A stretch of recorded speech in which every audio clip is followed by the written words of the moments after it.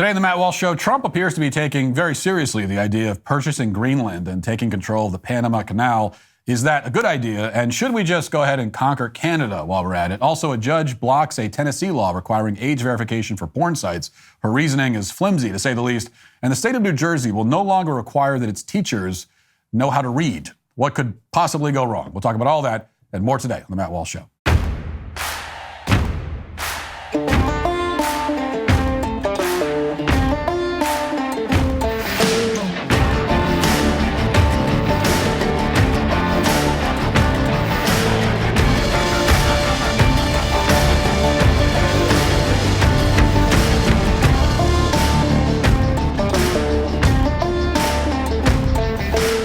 Being a husband, father, and host of my own show means life never slows down. Imagine trying to eat 31 fruits and vegetables every day. That sounds pretty time-consuming, but with Balance of Nature fruits and veggies, there's never been a more convenient dietary supplement to ensure that you get a wide variety of fruits and vegetables every day with 31 different whole fruits and vegetable ingredients. Balance of Nature takes fruits and vegetables, they freeze-dry them, turn them into powder, and then put them into a capsule. You take your fruit and veggie capsules every day, and then your body knows what to do with them. Go to balanceofnature.com, use promo code Walsh for 35% off your first order as a preferred customer. Plus, get a free bottle of fiber and spice. That's balanceofnature.com, promo code Walsh. Not long after Justin Trudeau became the Prime Minister of Canada in 2015, he made a big announcement. Without any prompting, Trudeau said something that no other Canadian Prime Minister has ever said. He declared that Canada as a nation doesn't really exist. He came out and casually admitted something that Americans have known for a long time, which is that Canada is a fake country. Speaking to a reporter with the New York Times, Trudeau explained that, quote, "There's no core identity, no mainstream in Canada. There are shared values. Those qualities are what make us the first post-national state," close quote. Yes, Canada is a post-national state with no core identity. That's what he said. No wonder this guy was forced to resign this week. Of course, no one paid any attention to Trudeau's comments at the time because no one ever pays any attention to what's happening in Canada. Nobody stepped up to offer Canadians a nation that they could call home. Nobody suggested that Canadians could indeed have a core identity just like the rest of the world. Instead, we allowed our neighbors to the north to wallow in their own self-pity and apparent non-existence. Their identity crisis festered. As a result, after a decade of self-loathing, Canada is now predictably falling apart. Justin Trudeau has resigned. Parliament has been suspended. Their whole government has basically collapsed. Canada is sputtering along, barely staying alive in the cold, like a stray cat that everyone ignores. But there's some good news now for Canadians. Finally, at long last, against all odds, they may soon have a nation to call their own. They may find that the core identity that they've apparently been seeking for so long. Admittedly, this development will come with some trade-offs, most likely. Canadians will probably lose the right to vote. They may have to start working jobs they don't like and that might not even pay them anything. And we still won't take them very seriously, but none of that's important right now because the key point is that Canadians could soon become Americans, or at least they could become vassals of Americans. Here's Donald Trump's olive branch to the oppressed people of Canada from yesterday's press conference. This is, of course, getting a lot of attention. In case you missed it, here it is. If we were to work under the assumption that you're serious about making Canada the 51st state of the United States, the leader of the Conservative Party in Canada said, under no circumstance will it ever be the 51st state. Maybe he won't win, but maybe he will. I don't care. You had suggested Listen, I don't care what he says. But Sir, real fast, you said you were considering military force to acquire Panama and Greenland. Are you also considering military force to annex and acquire Canada? No. Economic force. Because Canada and the United States, that would really be something.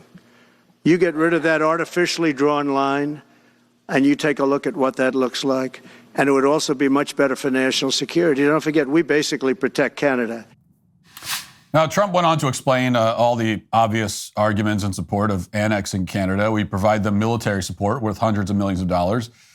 They reward us with an import tax on dairy products that goes as high as 270%.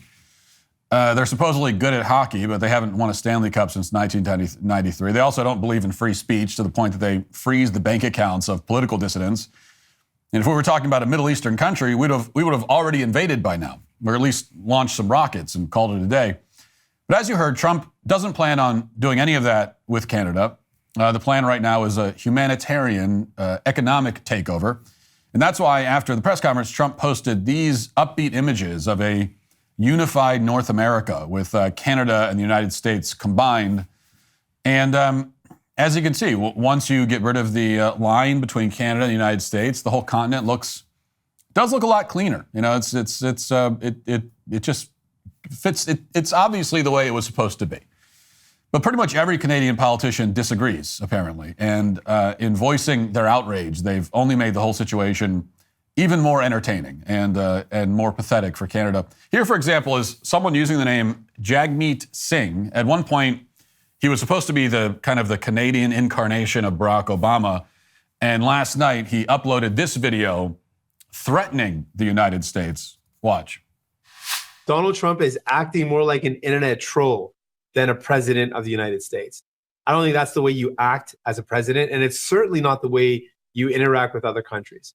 But as I mentioned, I've dealt with bullies throughout my life, and I know what it's like. Even if you're the smaller guy, even if you're outnumbered, you got to make it not worth the bully's while. Bullies only understand strength. They only understand strength and pain. So you have to make sure you're standing up and showing that if you want to take that decision to fight with us, to pick a fight with us, it's going to hurt you too. And so I want to issue a challenge actually on your show today.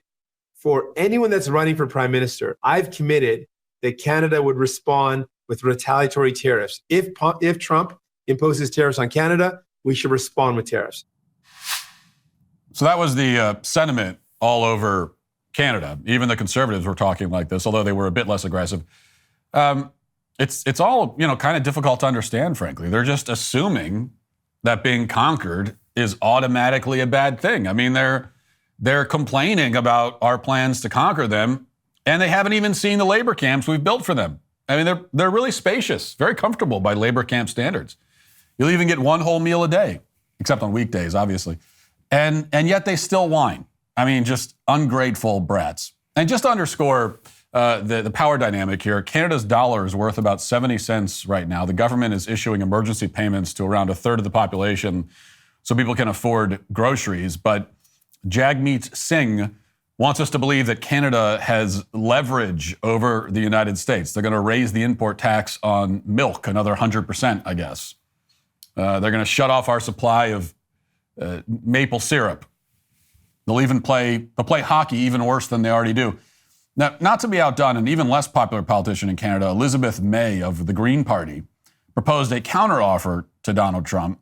She suggested that Canada should, rather than us taking Canada, that they will take California, Washington, and Oregon from the United States, which apparently is supposed to be some kind of threat. She's threatening to take our three worst states from us.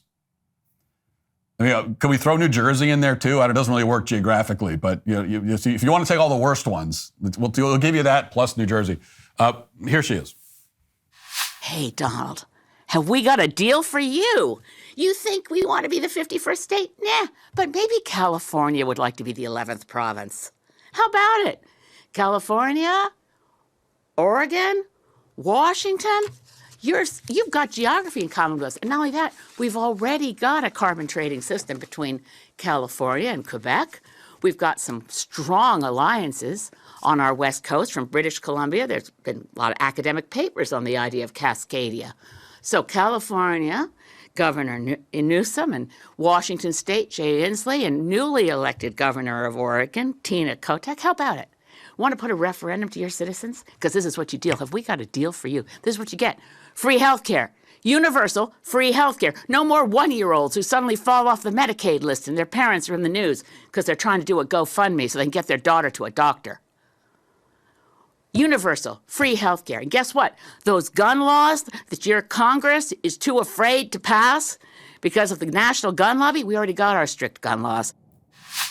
So the pitch to people in California, Washington, and Oregon is that if they join Canada, they can get some Canadian health care. Now, I've ragged on those states quite a bit over the years. They're all terribly run. They're overtaxed. They're examples of the worst excesses of left-wing ideology. But even with all that in mind, I've never wished Canadian healthcare on anyone living in those states. I never would. I don't want to see them put to death when they get a headache or feel a little depressed. But apparently Elizabeth May sees things differently. And she seems serious about the offer. And admittedly, a lot of people in those states may be on board with the idea. So let's compromise. How about this? Here's my counter offer. We'll send you the people in all those states, but we're going to keep the land. Because actually the land is quite nice and quite beautiful. But so we'll give you the people and we're going to keep the land. It seems that's a win-win. Now, if you know anything about Elizabeth May, it's an offer that she'll probably accept because she's a raging alcoholic, apparently, who's also completely incompetent. Most famous in Canada for getting so intoxicated during a speech a few years ago that her own staff had to lead her off stage as she started playing music from her phone during the speech and praising war criminals. We'll just play this because this is funny. Here it is. I have a completely deranged and there is no sequitur. This is a non sequitur. Do you guys ever wake up with old theme songs from former black and white TV shows that you never thought your kids would ever see and they're running through your head? Like every now and then I wake up thinking about, Lisa, you've got to wait. Lisa, I wake up thinking about a horse is a horse, of course, of course. This morning I wake up thinking this. Why am I thinking this? Do you guys wonder? Liz, hang on. we wonder why you're thinking that too, but Wait, you know what? Do you guys remember the theme song? Welcome back. Who knew Cotter was spelled K-H-A-D-R? Welcome back, Omer Cotter. It matters to say it. Welcome back, Omer Cotter. You're home. doesn't it strike you as unusual? I didn't use up my time. No, you didn't. There's a lot unusual about your speech, Liz, but we're going to take off. Omer Cotter, you got more class than the whole cabinet. Thank you. That's every time I think that our government is an embarrassment, that's the one nice thing about Canada is that there are times when I look at the people running our country and I feel totally humiliated. But you can always just look over to Canada and say, well, okay, well, they're at least worse than us. Now, the person she mentioned at the end of her speech is a terrorist who pleaded guilty to murdering a U.S. soldier. And that woman went on to lead the Canadian Green Party. So that's the caliber of Canadian politicians that we're dealing with here. All we have to do is kind of get them drunk, or more accurately, wait a few minutes until they get drunk on their own, and then we can do whatever we want in these negotiations. For what it's worth, Elizabeth May wasn't the only Canadian politician to come up with a counteroffer. Ontario's Governor Doug Ford is also in the bargaining stage of grief. Watch. Trump once again talked about the idea of now a merger between Canada and the United States. You would dismiss that as a joke. At what point do you say that that's no longer a laughing matter and something that should be taken with quite a bit of seriousness? Well, I know under my watch for Ontario, it'd never be for that at all. We have the greatest country in the world. We have the greatest province anywhere. Any sub-sovereign nation is Ontario, and the rest of the provinces as well. Do you think he's joking? We would, you know something, to the president, I'll make him a counteroffer. How about if we buy Alaska, and we'll throw in Minnesota, Minneapolis at the same time? So, it's not realistic. I know he likes making these comments, and he likes joking around. I take that seriously. He may be joking, but under my watch, that will never, ever happen. I mean, if you want to try to buy them, make an offer. I think you should always be open to offers. So I wouldn't want to part with Alaska because it's the most beautiful state in the country. And a lot of good people in Alaska. If you wanted Minnesota, at least personally, I'm not in charge of anything, but I'm open. Like, let's talk about it. Put a number on the table. Let's have the conversation. But, you can't afford it. You can't afford Minnesota. Canada's so pathetic, they can't even afford Minnesota.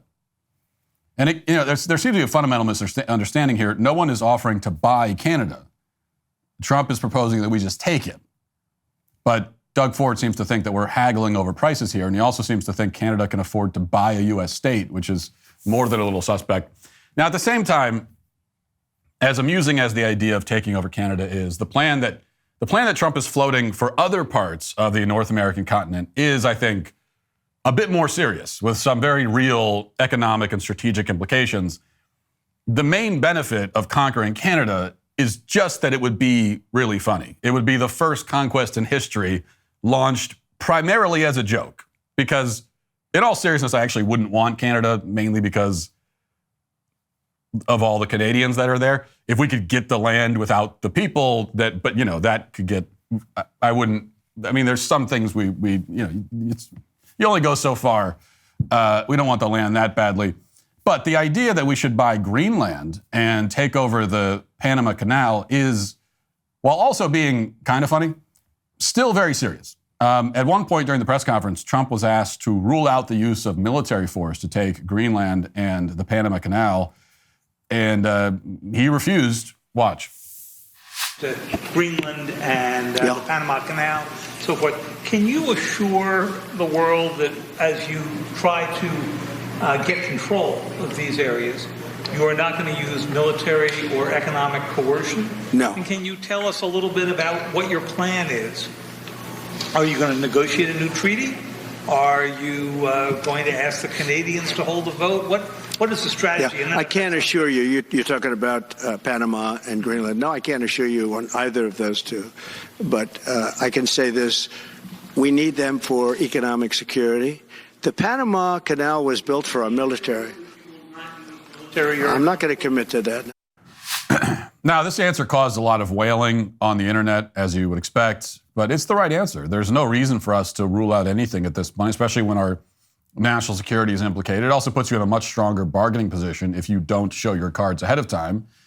If we take over Greenland, we'd gain an ideal position for shooting down missiles from countries like China, Russia, North Korea. We'd also gain access to rare earth minerals that are useful for various military technologies and batteries and so on. Greenland is a massive piece of land on our continent that has basically nobody living on it. I mean, the actual population is about 56,000, which, to put that into perspective, is significantly less than the average capacity of a professional football stadium. Those are all the people living in Greenland. So why shouldn't we at least discuss the possibility of acquiring it? And of course, the Panama Canal would give us control over one of the most important shipping lanes in the world. We'd have more opportunities to limit China's advancement in our hemisphere as well. And whenever you think about these ideas, they make a lot more sense than fighting proxy wars in Eastern Europe or the Middle East. The Panama Canal and Greenland are on our continent. They're in our backyard. What happens there affects us a lot more than a border dispute 6,000 miles away. And in case you needed another reason to support Trump's proposals on Greenland and the Panama Canal, take a look at CNN's reaction to the press conference. Their jaws were on the floor. Watch. Some new information about what he intends to do, or at the very least is not ruling out when he takes office, including not ruling out a military invasion to conquer Greenland, the Panama Canal, and perhaps the annexation of the country of Canada. Now, as a general rule, the more enraged CNN becomes, the more you know you're on the right track. And by that metric, we should take Greenland, the Panama Canal, and Canada immediately. It's not just about the well-documented economic and strategic benefits when it comes to Greenland and Panama Canal. There's another important reason, I think, to follow through with this, which is that it signals our direction as a nation. A country that grows and acquires new land and pursues new opportunities is a living, thriving country. It's a sign of a nation on the rise rather than a nation on the decline. Americans once pursued their manifest destiny into the wilderness and all the way to the Pacific Ocean. That's how our country took its current shape. But most of that happened in the 19th century, and in the 20th century, the drive to reach out, into the unknown took the form of the space program. It brought us all the way to the moon. Since then, however, we've kind of been in stasis, jogging in place. Liberal imperialism took over as we tried to export liberal values to far-flung corners of the world that are thousands of miles away, attempting to impose them on people and cultures that had no interest in them and never will. That was and still is a disaster. That's not the kind of expansion we should pursue. But claiming new land on our continent, in our own part of the world, for our own interests, to help our own country and our own people, that is an idea worth considering. That's also why Trump proposed changing the name of the Gulf of Mexico to the Gulf of America yesterday. It's a proposal that would be unthinkable in a place like Canada, where they're busy apologizing for their own existence, but in a country that's proud of itself and proud of its history and sees itself as a great nation. And that's one of the things, to be a great nation, you also have to see yourself as a great nation. And in a country like that, it makes sense. I mean, why not? We could change the name. Why shouldn't we? In fact, as I suggested yesterday, we should think about renaming the moon to the Moon of America. It is ours, after all. We put our flag on it. So where do we go from here? Will Greenland and the Panama Canal soon belong to us? Will Canada do the right thing and submit to rule by the United States? Will they affirm their own potential for greatness by being our serfs? Probably not, but you never know. The feeling we have now is the feeling that a great country should have. A feeling that says anything is possible. Now let's get to our 5 headlines.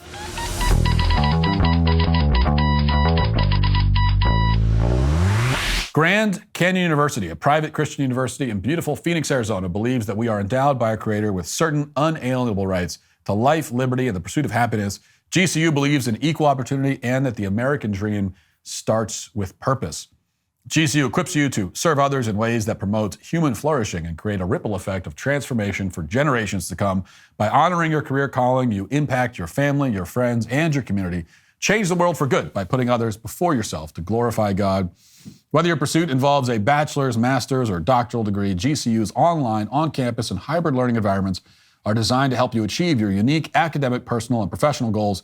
With over 340 academic programs as of September 2024, GCU meets you where you are and provides a path to help you fulfill your dreams. The pursuit to serve others is yours. Let it flourish. Find your purpose at Grand Canyon University, private, Christian, affordable. Visit gcu.edu. We'll start with this from the AP. A Tennessee law requiring pornographic websites to verify their visitors' age was largely blocked in court before it was to take effect January 1st, even as similar laws kicked in for Florida and South Carolina and remained in effect for more than a dozen other states. On December 30th, U.S. District Judge Cheryl Littman in Memphis ruled that Tennessee's law would likely suppress the First Amendment free speech rights of adults without actually preventing children from accessing the harmful material in question. The state Attorney General's office is appealing the decision. The Free Speech Coalition, an adult entertainment trade group, is suing over Tennessee's law and those in a half dozen other states. The coalition lists some 19 states that have passed similar laws. One prominent adult website has cut off access in several states due to their laws. The law would require porn websites to verify visitors are at least 18 years old, threatening felony penalties and civil liability possible for violators running the sites. They could match a photo to someone's ID or use certain public or private transactional data to prove somebody's age. Website leaders could not retain personally identifying information and would have to keep anonymized data. In her ruling, Judge Littman wrote that parental controls on minors' devices are more effective and less restrictive. She wrote that under Tennessee's laws, minors still could access adult sites using VPNs, or they could view pornographic material on social media sites, which are unlikely to reach the law's threshold of 1/3 of its content considered harmful to minors. The judge also said the impact could be overly broad. She noted that Tennessee's definition of content harmful to minors extends to include text. She specifically mentioned that the phrase "the human nipple" or crude combinations of keyboard characters would be considered harmful as long as they lack serious literary, artistic, political, or scientific value for minors. She also said that this could affect online educational platforms focused on sexual wellness. Okay, so first of all, the definition that Tennessee offers in their law for pornographic content makes a lot of sense. The judge has a problem with it, but can't explain what the problem is exactly. Yes, it is pornographic if it is sexually explicit and lacks, as it says, quote, serious literary, artistic, political, or scientific value for minors. So obviously a science website, that has information about human biology and anatomy is not pornography. Everybody understands that. I mean, this always goes back to the famous line from, the Supreme Court justice in the 60s or 70s who when asked for a definition of pornography, said, I know it when I see it. And that's true. Like that is kind of the answer, because everybody understands what pornography is. So we get into anytime you have this conversation about restrictions, regulations, it always becomes this academic, well, how do we know? How do we know? How do you really define pornography? Everybody knows. Like in the real world, when it comes to practical application, there just is not any legitimate dispute.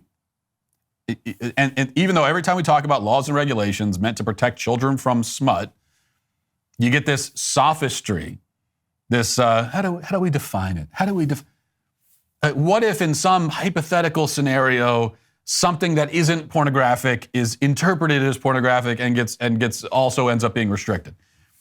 Well, that's just not happening, okay? That's not actually happening. That's not real. We all know what porn is, okay? Nobody's confusing Pornhub and like National Geographic. Everybody understands the distinction. Nobody is truly confused about the distinction between a pornographic image on a porn site and an image of the statue of David, right? Even though there's nudity in both, but we all know the difference. We all understand the difference. And you know what? If the consequence of protecting kids from porn is that on rare occasion, a few random non-pornographic things get caught in the net, if that even does happen, that's a trade-off that I'm willing to make. There are downsides to any policy. There are unintended consequences no matter what you do. The unintended consequence, well, supposedly unintended, the supposedly unintended consequence of having no regulations and nothing in place to prevent kids from seeing hardcore porn is that millions and millions of kids, very young kids at very, very young ages, end up looking at porn. So that's the consequence there. When you don't have anything like this, that's the consequence. The consequence of having these regulations is that maybe, hypothetically, a child every once in a while is not able to access a site that is actually non-pornographic. Okay, well, you tell me, which of these consequences is worse? Which set of unintended consequences is the greater threat to the well-being of children? Which will inflict greater harm on the child? So that's all nonsense. And the whole argument from this judge is nonsense. The free speech arguments are just absolutely unintelligible. What is the free speech concern here exactly? Whose speech is being infringed by simply requiring age verification before you access a porn site? Like, what do you mean speech? What if you want to go to Pornhub and have to just prove that you're an adult, like you do when you buy alcohol or when you go to a gambling site? In what way is anyone's speech being violated? And as I've asked a million times, if it is, then how does that also, if you want to go to FanDuel, and place a bet on the wild card weekend in the NFL this coming weekend, you're going to have to verify your age. No one looks at that and says, my speech is being infringed. This is a First Amendment violation. Nobody says that. So how is that suddenly the case when it's porn, but it's not for anything else? And besides, how is going to a porn site a form of speech? Watching porn is speech? What definition of speech are we using here? Consumption is speech? Watching is speech? Watching two people have sex, or however many, is speech? How? Or is it the porn site that is having its speech infringed? Again, how? They supposedly intend to provide this product only to adults. So how is their speech infringed by requiring that they verify that their customers are actually adults? And again, if their speech is infringed by that requirement, how are we also not infringing the free speech of every liquor store in America by forcing them to ask for an ID before allowing a customer to, make a purchase? How is it any different? And of course, this is to say nothing of the fact that pornography isn't speech anyway. Okay, this is another thing that we act like is, this is another question that we pretend is super complicated, and it's actually not. What is speech? How do you define speech? What do you mean, what is speech? We all understand what speech is. Okay? Speech is something that conveys a message. It's a point of view. It's being expressed. That is speech. If you're getting a message across, right, in some kind of coherent, intelligible way, you are engaged in speech. Having sex on camera is not speech. There's no message. I mean, you could say that the message of the porn performer is that they're a whore. Okay, you could say that that's the message, but that's like saying that a guy who eats 7 Big Macs is engaged in speech because he's communicating the fact that he's a fat, disgusting glutton. Well, that may be the image of yourself that you're projecting, but it's not speech. Okay, the act itself is not a form of communication. Nobody who sits down to watch pornography is watching it going, they're communicating with me. Okay, it's not, you're not like interpreting the message, okay? Like you got a decoder ring and you've got to, this is the message. That's not how it is. So it's not speech. And we all know that. We all know that. It's not like, well, if you restrict pornography, then the next thing you know, you're stopping people from expressing their opinions. No, there's no reason why one should lead to the other, because they're two totally different things. And we all understand the freaking difference. But the thing that just frustrates me the most is this totally phony argument you hear from the porn sites and their lawyers, and now this judge. The phony argument that, and it's all phony. It's all phony. Like, it's all that. None of this is real. All the free speech, this, that, they don't care about any of that. They just want as many people as possible to watch the porn because they make billions of dollars on it, and they don't care if kids watch. In fact, they want kids to see it. We all know that also. They want kids to see it. Of course they do. They make money on that. The more kids who are exposed to porn, that's not only do they make money on those clicks, but also those are now you're getting kids hooked on this filth. And so now these are, unfortunately, in many cases, lifelong customers that you have earned for yourself. So they want kids to see it. Does anyone really think that the people who run Pornhub actually don't want kids to see it? Does anyone think that? You have to be a soulless reptile in the first place to be involved in the porn industry at any level anyway. These are soulless, amoral trolls, all of them, and so they don't care. So then you get this phony argument that they oppose age verification because it isn't effective. Right? Their real problem is that it doesn't stop enough kids from seeing it. Oh, come on. Again, does anyone believe that? Is anyone stupid enough? Does anyone want to admit to being so dumb that they believe that the porn sites are actually concerned that the age verification isn't more effective? Yes, it's true that age verification at the website level is not perfect. It should not be the only barrier put in place between your child and this kind of content. That's an argument for additional measures, for doing this and more. But the judge is saying that we should not do this at all because it won't succeed in actually preventing every child from accessing porn. Okay, but it will prevent some of them, won't it? So what you're saying is that if it's a measure that will not prevent every child from seeing it, then we might as well prevent no child from seeing it. That's the argument. Which, once again, we would never apply to anything else ever. I mean, age verification certainly doesn't stop kids from getting alcohol. It didn't stop me before I was 21, I can tell you that. It doesn't stop anyone who really wants it. But yet most people agree that it's like, we could talk about the drinking age, should it be lowered to 18? But most people would say, like, we could talk about drinking age, it definitely shouldn't be 10. And yet there are plenty of, unfortunately, 10-year-olds who could get their hands on alcohol if they really want to. And yet, so it's not perfect, it's far from perfect, but it's better than nothing. I mean, are you suggesting, or are we saying that age verification at the website level is just, it won't stop any kids, really? Are you suggesting that every child of every age understands how to use a VPN to bypass age verification? They not only understand it, but they're able to download a VPN and put it on their computer or phone without their parents knowing? Every child can do that? Really?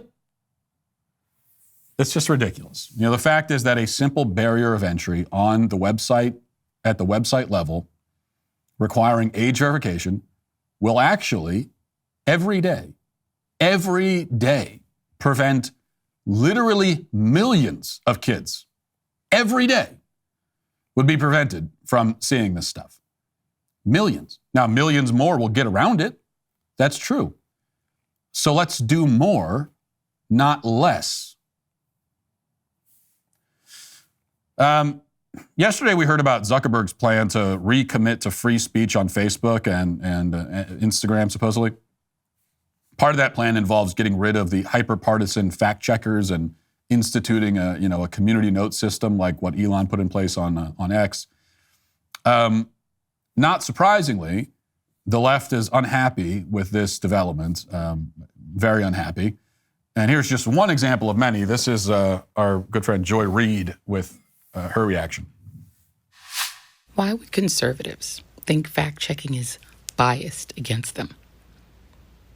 I mean, what are you sharing if you keep getting fact-checked for false information?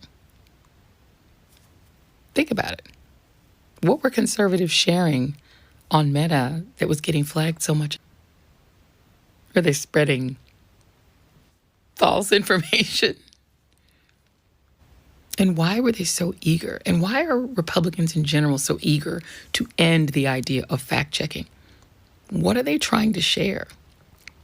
What is the motivation for not wanting it to be fact-checked? Now, what I love about this logic is that, of course, Joy Reid would totally reject it if we applied it to any other situation. So, for example, when we hear from people like Joy Reid that say black people get pulled over and arrested more often than white people, using her logic, I could say, hey, what were you doing that made the cops pull you over? Think about it. Why are you getting pulled over and arrested all the time? If you don't want to be pulled over and arrested, stop committing crimes. Think about it. They're law enforcement. You're running afoul of law enforcement. You must be breaking the law. It's the exact same logic, but in that case, Joy would totally reject it. Of course, the difference is that in that case, the argument actually works. It works because the data shows that, in fact, police officers, by and large, are not unfairly targeting black people. That's just false. It's a made-up false narrative. For the most part, in the vast majority of cases, if you're getting arrested, it's because you're committing a crime. And so a really, really, really good way that it's not 100% foolproof, but if you just don't commit any crimes, there's a really high chance that you'll just never be arrested. It could happen, but probably it won't. On the other hand, with fact checkers, it's not as simple as, well, just make sure everything you're saying is factual, and you'll never get fact checked. You'll never get, doesn't work that way. If you got flagged by a fact checker, it did not necessarily mean, very often did not mean, that you posted something false. Because the whole fact-checking regime was, from the start, invented to suppress conservative thought. Now, law enforcement as a concept was not invented to persecute black people, despite what Joy Reid may say. Fact-checking on social media, this current iteration of what we call, now, if we're talking about someone using the term fact check 40 years ago, different deal. But now what we call fact checking and the professional fact checkers on social media and so on, that is an industry intended from the very beginning to enforce ideological conformity. And,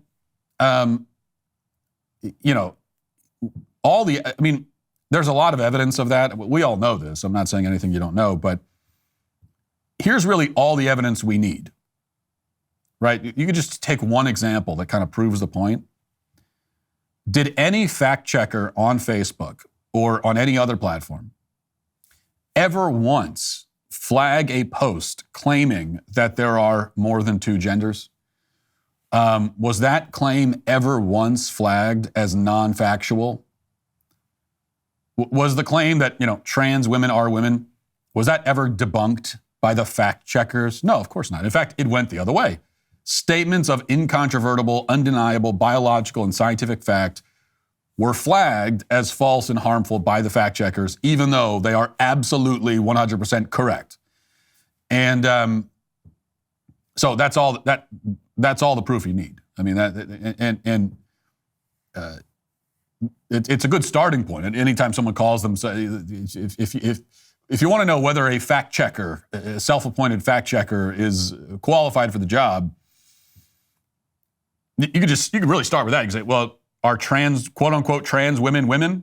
Just ask them that question. 99.9, probably 100% of all self-appointed fact checkers would all say, well, yes. Means you're not qualified for the job. I mean, that's one of the most basic fundamental facts of human existence you don't understand, or at least you're pretending you don't. And so you may be qualified for some jobs, but certainly not this one. And probably not most jobs, actually, because like most jobs, to do it well requires at least some basic understanding of the reality that you exist in, which these people, again, at least pretend not to have. All right, let's get to the comment section. If you're a man, it's required that you grow a beard. Hey, we're the sweet baby gang. For me, the new year is always a perfect time to reflect and plan ahead, whether it's setting career goals or making smart financial moves. But most importantly, it's about making sure your family is taken care of no matter what life brings. And in unprecedented times like these, that seems pretty important. That's where Policy Genius comes in. Policy Genius makes finding and buying life insurance simple and straightforward.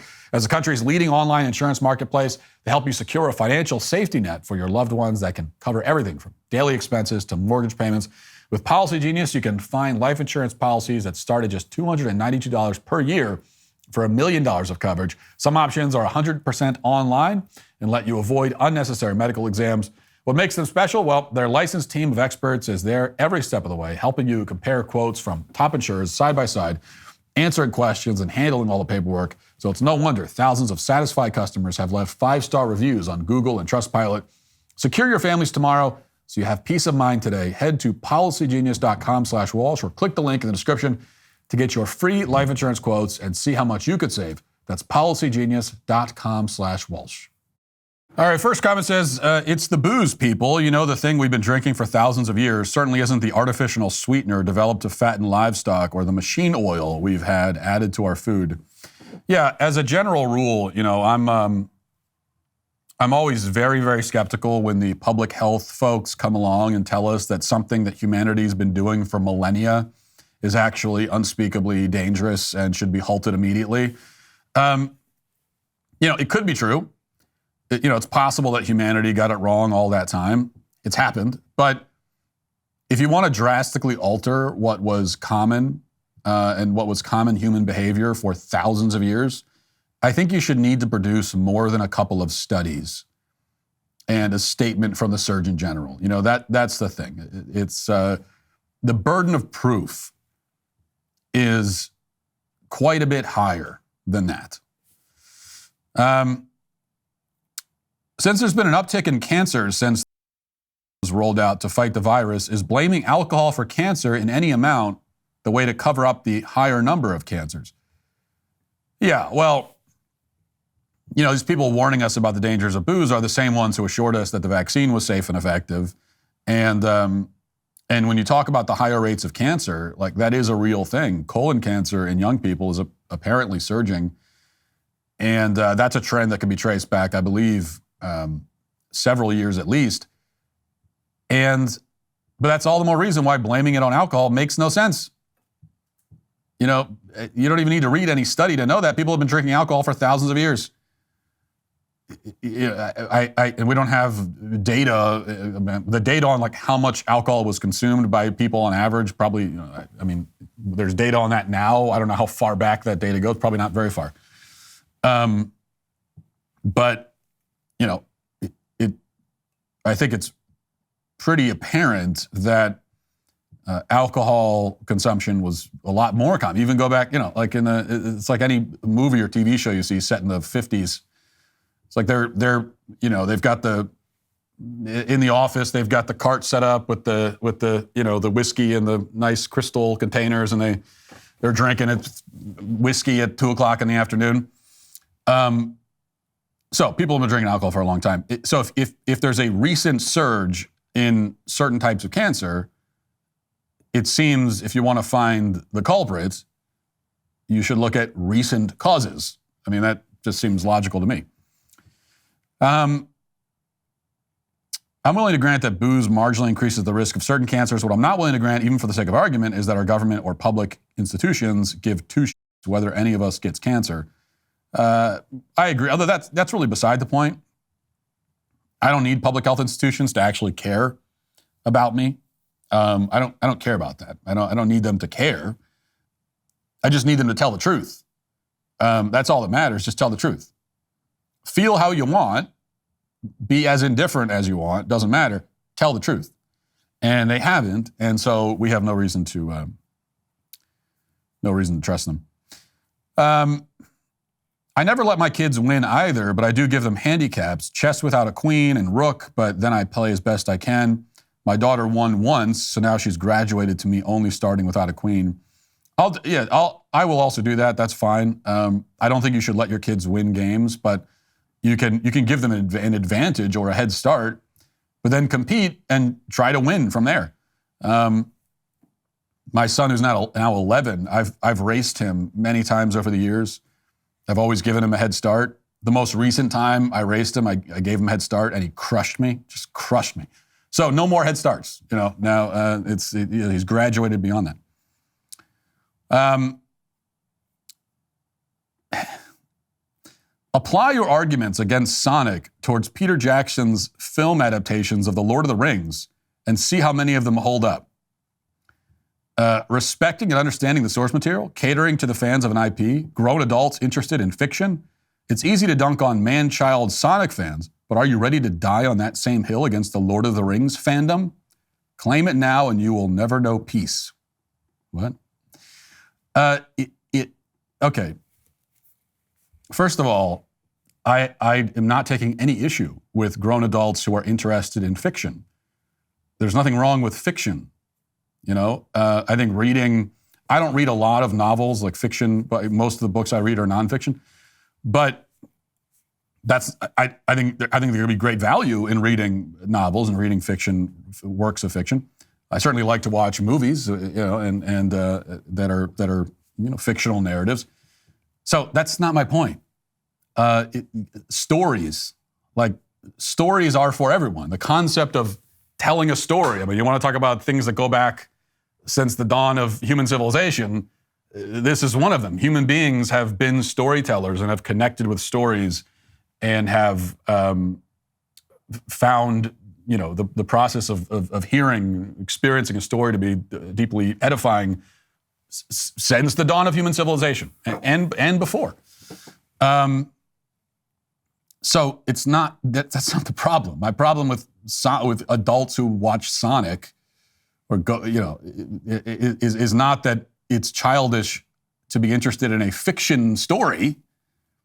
It's that as you grow older, the types of stories that you're interested in should change, should develop, should mature. That's it, you know. And that's even with stories that are like Sonic.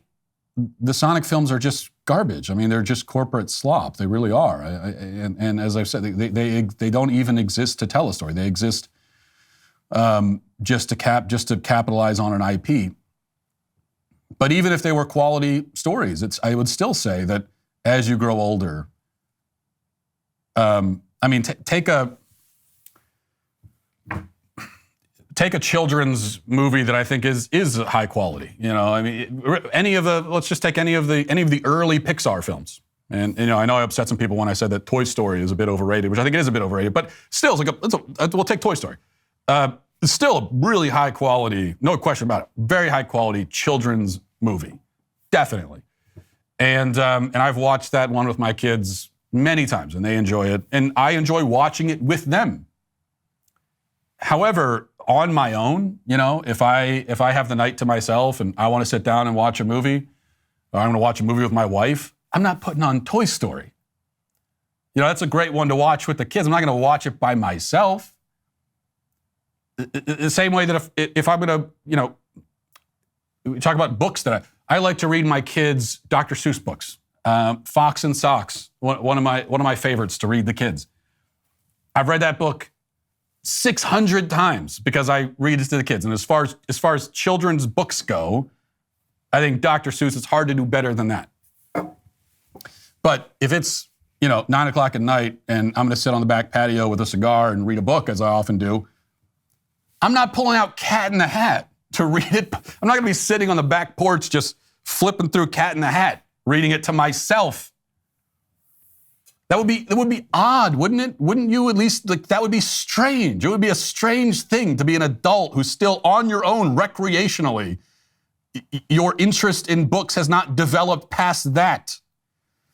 And I think we all see that with things like books, but I'm saying that should apply to, these IP that everyone likes so much. So anyway, this is more of a response than this ridiculous comment deserves. The Lord of the Rings is, now I think there are people that you could be overly obsessed with Lord of the Rings or with any, you could be overly obsessed with anything potentially, but Lord of the Rings is it's one of the great stories ever told. I mean, the Lord of the Rings novels are great, great novels for adults. Now, my son has read all of them and likes them, but kids can also. But these are not children's books. And so no, there's nothing wrong with an adult who's a big fan of the Lord of the Rings. But yes, as an adult on your own, loving Sonic at the age of 40, it's a bit, it's a bit strange. Kick off 2025 with 25% off a new DailyWire Plus annual membership. This year will be one for the history books. In less than 2 weeks, Donald Trump will be inaugurated, and the Daily Wire will be there with live, uncensored coverage of every monumental moment. But while we celebrate what's ahead, the fight is not over. 2025 has already reminded us that the bad guys don't rest, and neither do we. Join us in the fight now and get 25% off your new Daily Wire Plus annual membership. Every dollar fuels our mission. Go to dailywire.com/subscribe and join today. Now let's get to our daily cancellation.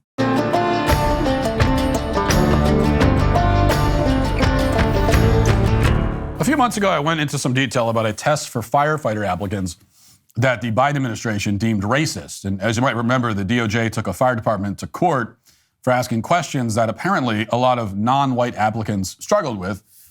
And those questions included multiple choice selections on basic arithmetic, as well as profound ethical dilemmas like, should you steal money from somebody on their way to the emergency room? Obviously, the Biden administration is on its way out the door. So going forward, we can expect fewer federal lawsuits over tests like this, one would hope. And that's good news for anyone who wants competent firefighters to understand the difference between right and wrong. But the fact remains that at the state level, Democrats are continuing their war on tests that measure basic competence. In fact, they're escalating it to a whole new level in some cases. The most recent example comes from the state of New Jersey, which has just eliminated a requirement that aspiring public school teachers pass a literacy test before they can be hired. Yes, teachers no longer have to demonstrate that they can read before becoming a teacher. And in this case, the change actually took effect with a lot of Republican support, too. Quoting from Fox News, teachers in New Jersey will no longer be required to pass a basic reading, writing, and mathematics test to be eligible for public schools, according to a new law. Act 1669, which was signed into law by Governor Phil Murphy in June, went into effect on Wednesday at the start of the new year. The law aims to tackle teacher shortages. The text of the law reads, the State Board of Education shall not require a candidate seeking a certificate of eligibility or a standard instructional certificate to complete a Commissioner of Education-approved test of basic reading, writing, and mathematics skills, including, but not limited to, the Praxis Core Academic Skills for Educators test. So, what exactly is on this test? One former teacher who now works with the group called Parents Defending Education says that it's not especially rigorous. Watch. And I would also just say, having taken one of these tests, I think back in 1998, these are basic skills tests. I was going to ask you, what is on these tests? Because it says basic, and I'm just thinking of basic. What are we talking about here? So back when I took it in 1998 in Massachusetts, it was called a communication and literacy test. The test that New Jersey had is called the Praxis. So it included basic literacy, which meant reading, writing, and math. But again, these are low rigor tests. This is not, we're not talking about the LSAT here. And so the fact that the failure rates on these tests have been so high for so long, that is a problem. But that's really an indictment of not only the education system that these aspiring teachers are coming out of, but the colleges of education that give them a degree, even though they're not remotely qualified. They can't even pass, these basic minimum requirement tests. Now, she goes on to say that the teachers union have always wanted to get rid of tests like this because they don't really care about educating students. They just want to get more dues-paying members. But she did admit that she took the test a long time ago. So let's pull up some current sample questions from this Praxis test for educators, just like we did with the firefighters exam a few months ago. People were saying online that it's basically a 6th grade level test, but I wanted to verify that. So here's one practice question from the mathematics section of the test. Let's all take a look at this together and see if we could qualify to teach at a New Jersey public high school. Actually, to see if we're overqualified, because teachers there don't even need to pass this test anymore. So here's the question. And I promise I'm not making this up. It's directly from a practice test for the educators exam hosted on study.com, which is apparently the gold standard for preparing for this test. And I'll put it up on the screen so you can see it as well in all its glory. Quote, if it takes you an hour to bike 20 miles, what is your unit rate? A, 20 miles per hour. B, 1 mile per hour. C, 40 miles per hour. D, an hour per mile. So I'll say that again. If it takes you, because you might be lost because this is so complicated. If it takes you an hour to bike 20 miles, how fast are you going? Are you going 1 mile an hour? Are you going 40 miles an hour? Or are you going 20 miles an hour? Now, just to be clear, this is not a trick question. The answer is indeed A for 20 miles an hour. And it's the kind of question that if it were to, it may trip you up only if you're an overthinker. And if you read that and you go, well, it can't, they must be looking for something else. They can't actually just be asking me if 20 miles an hour is 20 miles an hour. And so that's the only way I could see you getting tripped up on that. It's so easy that you assume that they must be up to something and you start overthinking. But no, it's 20 miles an hour. This is the kind of doozy that apparently is causing a lot of confusion among people who want to teach children in New Jersey public schools. And by the way, it's not just New Jersey that's got rid of this test. Other states like New York have abandoned it as well for the same reason. Let's keep going because after all, maybe the other sections are a lot harder. So here's another practice question from the writing section of the test for educators. And this is what you need to master if you want to teach, say, English. So here's this one. Question. Words and phrases that help carry a thought from one idea to the next are referred to as blank. And you have 4 options to fill in the blank. Thesis, carriers, transitions, or main arguments. So let's see. You have a word or phrase that carries a thought from one idea to another. What might that be called? And they give you 4 options, and you just have to think of, is it a thesis? Is that, well, I'm pretty sure I've heard the term thesis before. I don't think that's it. Is it a carrier? I don't know. No, it's a transition, okay? Obviously, C is transition. So this is not something that needs to be explained to anyone, I would hope. But the idea that it's challenging for people who want to teach students is obviously a complete and total farce. Or if it's true that it's challenging for people who want to teach students, then that's even more troubling. Now, in defense of this change, New Jersey politicians insist that standards aren't actually being lowered across the board. Here's a post from Dawn Fantasia, a New Jersey Assemblywoman who supports the new law. Quote, eliminating the basic skills test requirement does not eliminate all praxis tests. This is just a small fraction of praxis. Before any credential is issued to a prospective teacher, the candidate must pass the praxis test required for the subject area they seek to teach. She goes on to add, quote, someone is making money here. All the prior tests are still in place. I agree with eliminating the additional basic skills test and not for any woke or DEI reasoning. This is simply a bureaucratic cash cow. So she's saying that the basic skills test is redundant because teachers still have to pass a specialized test in their alleged field of expertise. One of the obvious problems here is that there's no situation in which a school should be hiring a teacher who can't read or write. Even if a math teacher manages to get a passing score on the math section by successfully demonstrating a sixth grader's understanding of the concept of miles per hour, that doesn't necessarily mean a school should hire that applicant. Because if he's illiterate, there's still a problem. So you still want the teachers to have a basic grasp of every subject. Yeah, I don't want someone teaching math, even if they know math well enough, if they don't know, what century the American Civil War happened in, I don't even want them teaching math. Because this is just someone who's not smart enough and does not have even close to enough of a basic grasp of academic subjects generally to be teaching students. So the standards are clearly being lowered here, and it's not hard to see why. For years, New Jersey politicians have admitted that they have a severe teacher shortage and that bills like this are an attempt to fix that. They've made it very clear that their goal isn't to save teachers some cash on unnecessary tests. Their goal is to help applicants who are failing the teacher's tests, even though it's extremely easy. As the New Jersey Monitor reported late last year, quote, when New Jersey students head back to classrooms this week, many will return to schools with too few teachers. The state has for years faced a shortage of educators with particularly troubling vacancies in subjects like math, science, special education, and instruction for English language learners. In order to hire more teachers in New Jersey, they're dropping the standards.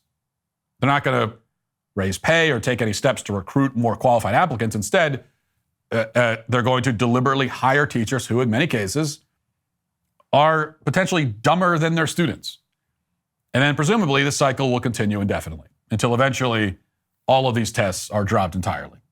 Classes in New Jersey will consist of, teachers and students grunting at one another if that's what it takes to fill these vacancies and achieve equity. And that is why the state of New Jersey, along with every other state that now hires illiterate teachers, is today canceled. That'll do it for the show today. Thanks for watching. Thanks for listening. Talk to you tomorrow. Have a great day. Godspeed.